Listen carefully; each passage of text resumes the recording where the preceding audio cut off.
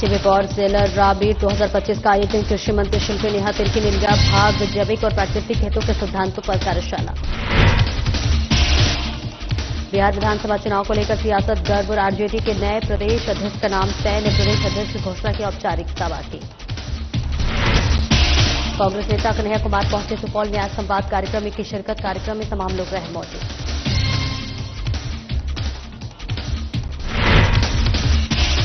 हजारीबाग में साधा plus news की तरफ से सम्मान समारोह 15 जून को जैन भवन में होगा। कार्यक्रम मेधावी छात्रों को किया जाएगा सम्मानित। और साहिबगंज में जनता दरबार कार्यक्रम का आयोजन केंद्रीय सचिव सह प्रवक्ता पंकज मिश्रा रहे मौजूद। मंत्री ने अधिकारियों को दिए कार्रवाई के निर्देश।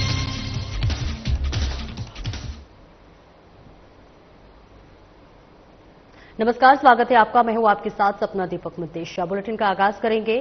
झारखंड की राजधानी रांची में आयोजित बॉयर और सेलर मीट 2025 में कृषि मंत्री शिल्पी नेहा तिर्की ने भाग लिया और इस कार्यक्रम में जैविक और प्राकृतिक खेती के सिद्धांतों पर कार्यशालाएं आयोजित की गई, जिनमें कीटनाशकों के प्रभाव, मिट्टी के प्राकृतिक व्यवस्था और खेती के अन्य पहलुओं पर चर्चा की गई। कार्यक्रम में सचिव अबू बकर सिद्दीकी, मुख्य कार्यपालक अधिकारी और इसी के साथ विकास कुमार सहित अन्य अधिकारी भी उपस्थित रहे।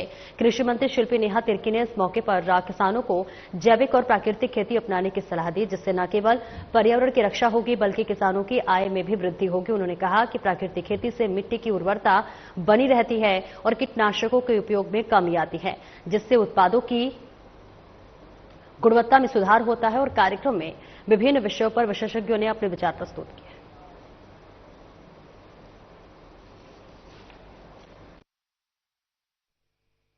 आज हमारे पास जो इकोलॉजिकल फोटे के एमडी हैं, इकोलॉजिकल फोटे जो अफ्रीकन कंट्रीज में काम कर रही है, उनके एमडी डॉक्टर सेल्वम जी, साथ ही साथ हमारे बायो इंजीनियरिंग से आए हुए डॉक्टर सुधा रेड्डी जी हैदराबाद से भी आई हुई हैं, और साथ ही साथ कई सारे यहाँ पे अहम लोग आए हुए हैं जिनको बहुत लंबा अनुभव है ऑर्गेनिक फार्मिंग को लेकर। उन्होंने भी आज अपना राय सुझाव राज्य को दिया है, राज्य के किसानों को दिया है, और मुझे लगता है ये एक शुरुआती कदम है। आने वाले समय में निश्चित रूप से जो मैंने कहा कि जो 20% ग्रोथ होने वाला है पूरे इस सेक्टर का, उसमें झारखंड भी अपना हिस्सेदारी तय कर पाएगा। इसी प्रयास के तहत काम किया जा रहा है। बिहार विधानसभा चुनाव के पहले आरजेडी ने अपने नए बिहार प्रदेश अध्यक्ष के नाम को तय कर लिया है। आपको बताते चले कि जगदानंद सिंह की जगह अब बिहार प्रदेश आरजेडी का अध्यक्ष कौन होगा, इसे लेकर सस्पेंस खत्म हो गया है और लालू यादव और तेजस्वी यादव ने नए समीकरणों के हिसाब से नए अध्यक्ष के नाम को तय कर दिया है और इससे बिहार विधानसभा चुनाव को भी साधने की कोशिश की जाएगी। आरजेडी सूत्रों के अनुसार लालू यादव और तेजस्वी यादव ने आरजेडी के अगले प्रदेश अध्यक्ष के लिए मंगनी लाल मंडल का नाम तय कर लिया है। हालांकि उनके नाम की औपचारिकता अभी बाकी है, जहां पर बताया गया है कि 19 जून को राज्य परिषद की बैठक में नए अध्यक्ष के नाम का औपचारिक ऐलान किया जाएगा।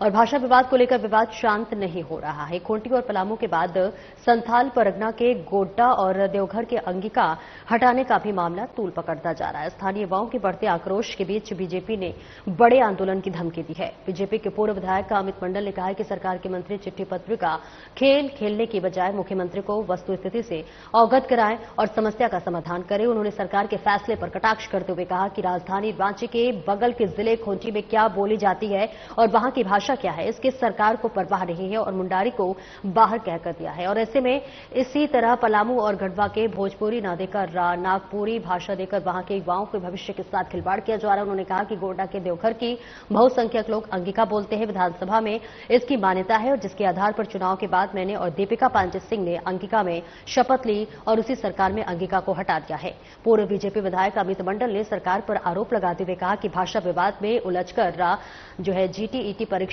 आयोजित नहीं करने की साजिश की जा रही है। उन्होंने कहा कि इससे पहले 2013 और 2016 में जब शिक्षक पात्रता परीक्षा आयोजित की गई थी तब उसमें अंगिका को शामिल किया गया था, लेकिन इस बार साजिश के तहत इसे हटा दिया गया है। तो ये जो अभिनंदन मैंने किया, ये अभिनंदन मैंने अंगिका में किया और ये अभिनंदन करने का मतलब आपको अब स्पष्ट हो गया होगा कि जिस क्षेत्र से मैं आता हूं वो अंगिका बाहुल्य क्षेत्र। लेकिन इसी अभिनंदन को यदि मैं दूसरे तरीके से करूं, सबको सलाम, उम्मीद है कि आप लोग खैरियत हैं।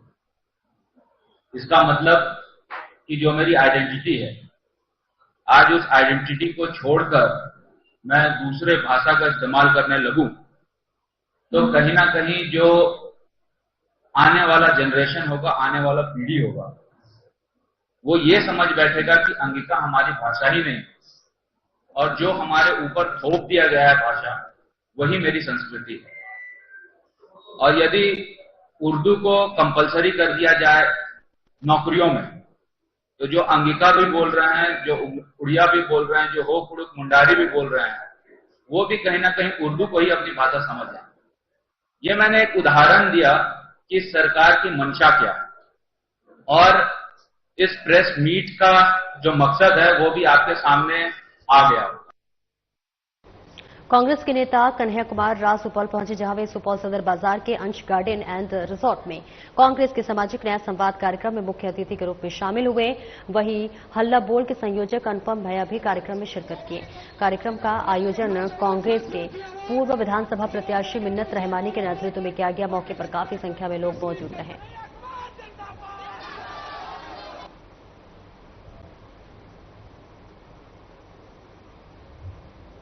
छपरा परिसदन में भारतीय जनता पार्टी के वरिष्ठ नेता बिहार सरकार के अनुसूचित जाति जनजाति कल्याण मंत्री जनक ने प्रेस को संबोधित किया, जहां उन्होंने कहा कि देश एवं बिहार में एनडीए सरकार के नेतृत्व में दलित, पिछड़े, अति पिछड़े और वंचितों का विकास हो रहा है। और आज देश में प्रधानमंत्री के 11 वर्षों के कार्यकाल में दलित, पिछड़ों, आदिवासी एवं वंचितों के हितों में जो कार्य हुए हैं, उसमें उनके जीवन में अभूतपूर्व बदलाव नजर आ रहे हैं। साथ ही कहा कि पीएम मोदी जब भी बिहार आते हैं तो वे सौगातों की बहार लेकर आते हैं, और आगामी 20 जून को वे सीवान में आ रहे हैं।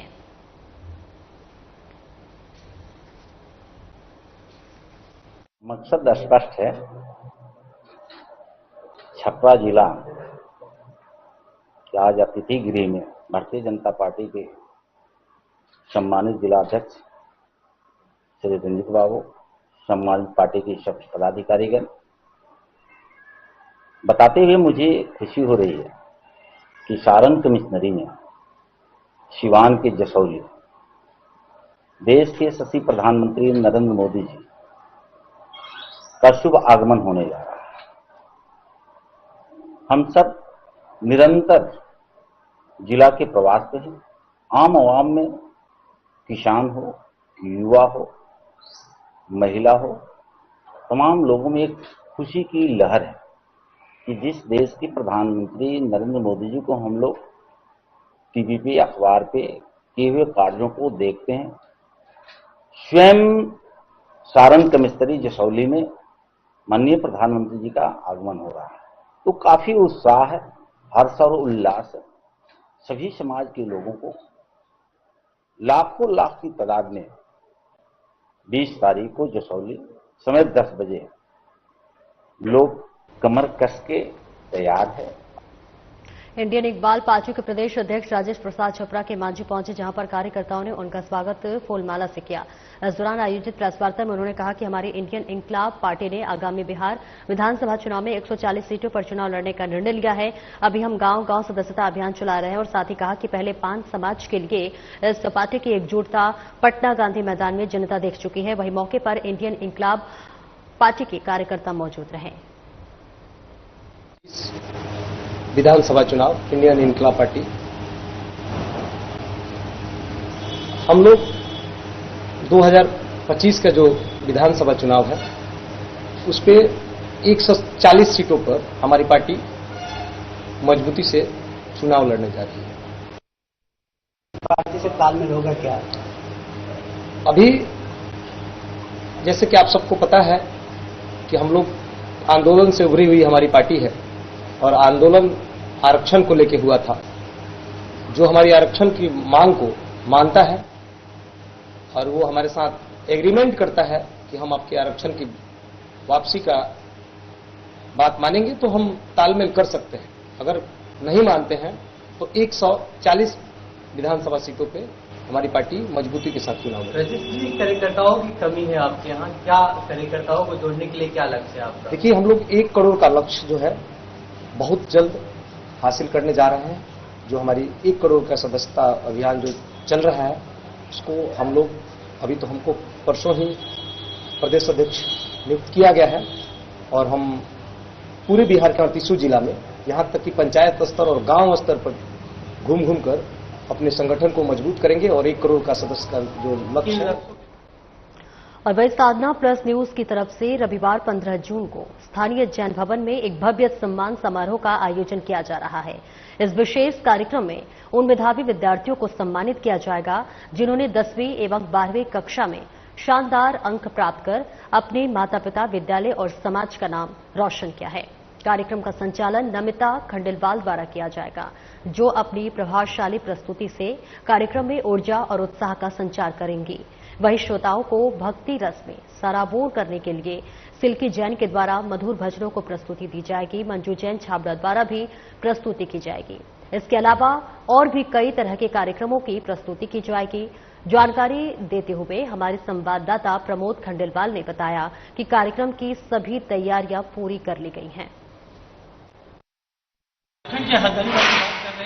जहां कल 15 जून को साधना प्लस न्यूज की तरफ से वैसे होनहार छात्र छात्राओं को सम्मानित किया जाएगा जो 10वीं और 12वीं कक्षा में 90% से अधिक अंक प्राप्त किए। जी बिल्कुल, अभी हम हैं स्थानीय बड़ा बाजार के जैन भवन में और आपको दिखलाना चाहते हैं कि तैयारी जो चल रही है और आप देख सकते हैं कि जिस तरीके से तैयारी होगी।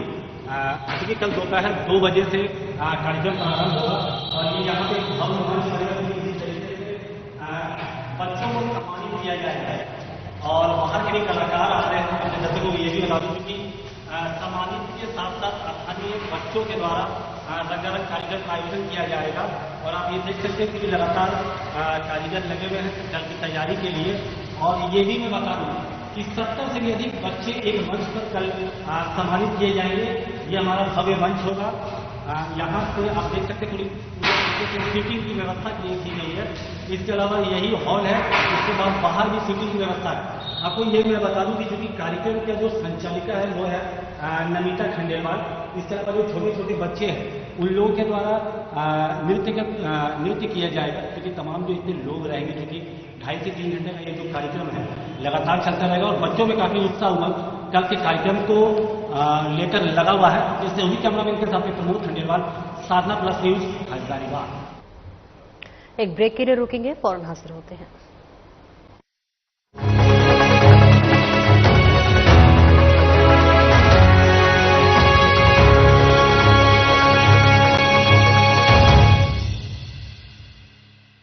वर्तमान में नशा चाहे किसी भी रूप में हो या किसी भी वर्ग द्वारा इसका सेवन किया जा रहा हो, ये उस व्यक्ति के साथ साथ उसके परिवार को आर्थिक और मानसिक रूप से कमजोर कर रहा है।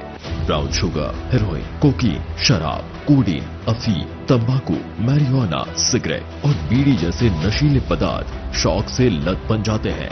वक्त है संभल जाए। माननीय मुख्यमंत्री हेमंत सोरेन के दिशा निर्देश पर जीरो टॉलरेंस नीति अपनाते हुए मादक पदार्थों के उत्पादन, उपभोग और तस्करी कर रहे लोगों पर सख्त कार्रवाई हो रही है। साथ ही राज्य में हो रही अफीम की खेती को रोकने के लिए झारखंड सरकार में कड़ी सजा का है प्रावधान। जन आकांक्षाओं वाली हेमंत सरकार नशा और नशे की खेती छोड़ने वालों को पुनर्वास देकर सशक्त बना रही है। अब वह सरकार के नशा मुक्त झारखंड के सपने को साकार करते हैं। एक कदम हम बढ़ाते हैं, एक कदम आप बढ़ाएं। नशा छोड़ो, जिंदगी जोड़ो।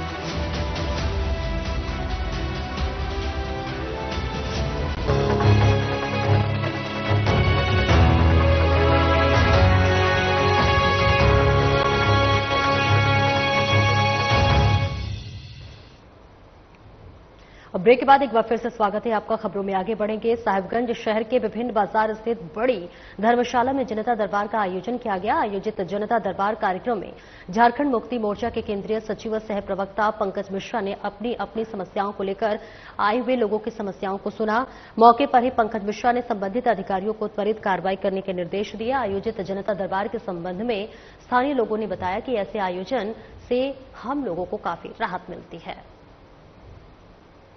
आज साहिबगंज के इतिहास में पहली बार जनता की समस्याओं को लेकर के इस धर्मशाला में जनता दरबार का आयोजन किया गया है। इसके लिए साहिबगंज जिला प्रशासन सहित पंकज मिश्रा जी को बहुत बहुत धन्यवाद।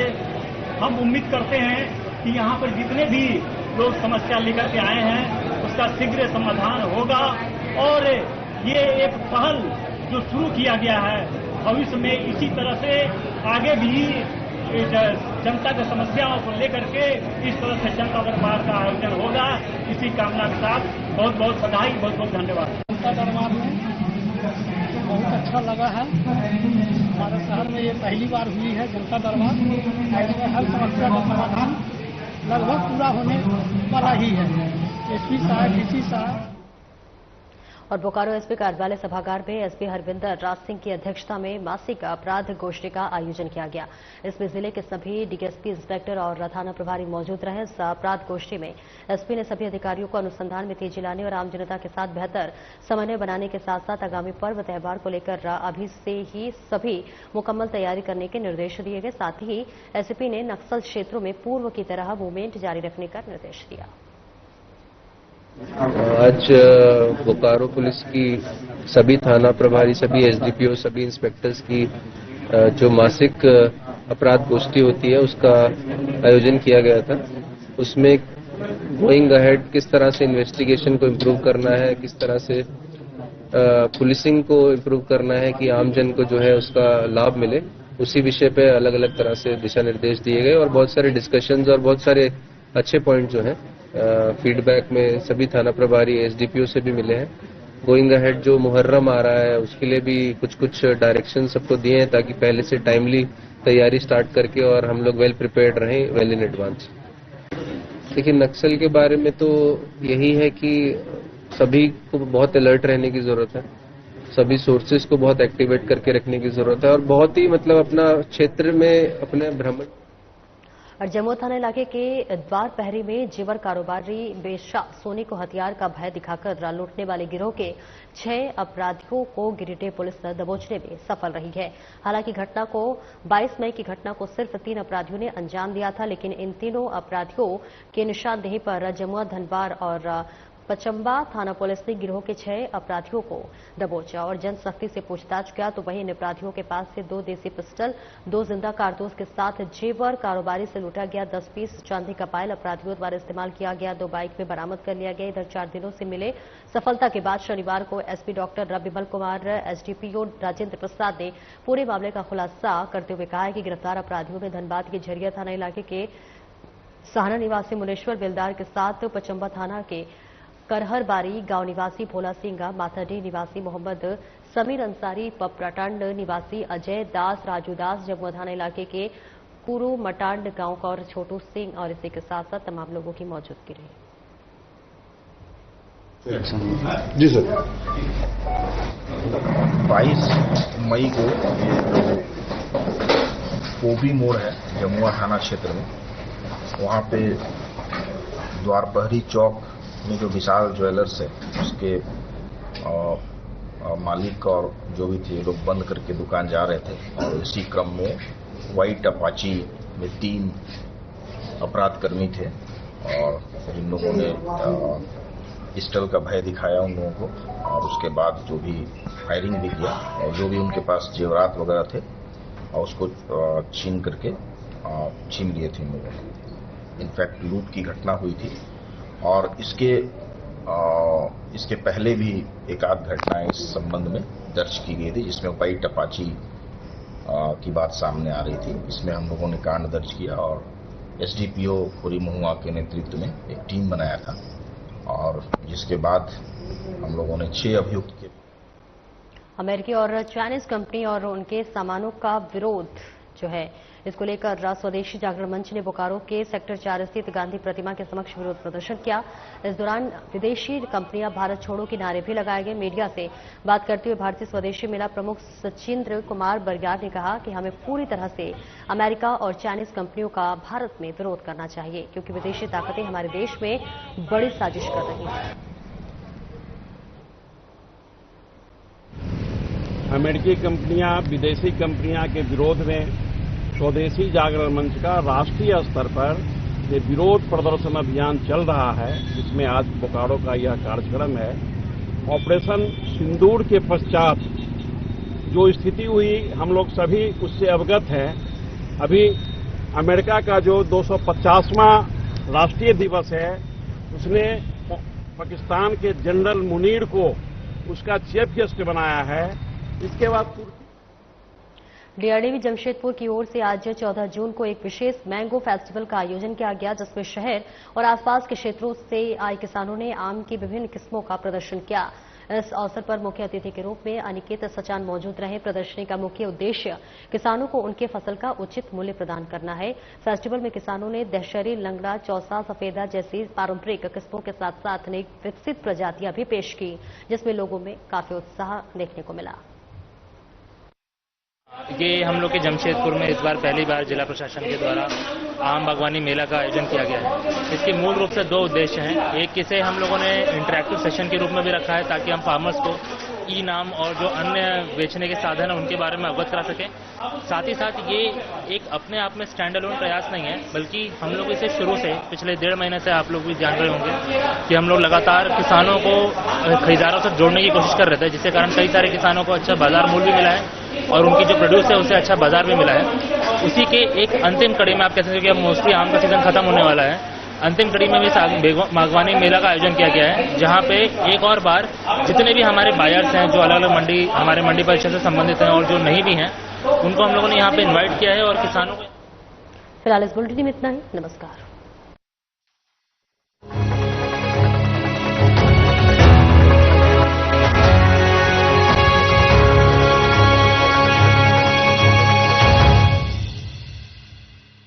नमस्कार।